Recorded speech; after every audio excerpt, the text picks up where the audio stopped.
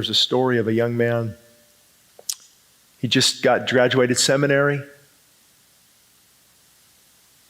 He was so filled with arrogance. He had his 3 points. He actually did an inductive, immediate, and a different approach to his preparation. His sermon was prepared. It was just polished. You could actually put this in a magazine. It was so wonderful, and he was going to let them have it. This is my first day on the job. I'm going to let him have it. And he walked up the stairs, and he came over. He didn't really know where to start. His notes were off a little bit, and the scriptures weren't on the screen. And just in utter humiliation and failure, he walked down the steps and went and sat down. Utterly humiliated, utterly broken.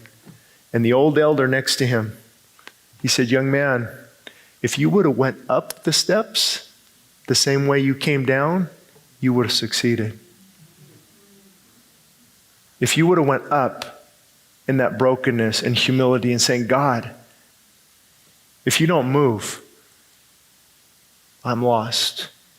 I know it sounds funny to people, but I pray that when I preach. I say, God, you've got to move. Many of you know I've struggled with dyslexia. I can't pronounce words very well. I hate to read in public.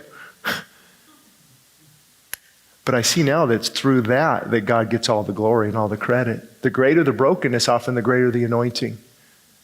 Because God will break, just like that olive oil. Where does the oil come from? The olives being crushed. The perfume from the flowers being crushed and stomped on. And then from that, the fragrance of the flower that was beat to death, literally. I think it was Richard Baxter, Puritan, who said, I preach as a dying man to dying men.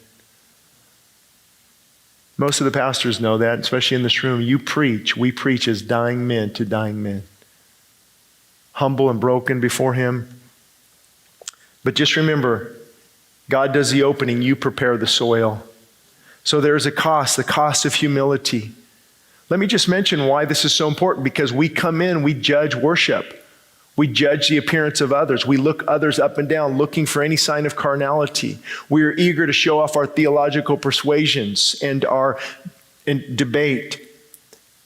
Christians struggle for power, for prestige, don't they? They want the prominent positions. They want to be noticed. They want their name on the PowerPoint. God says, I'm in none of that. You want revival? Humble yourself.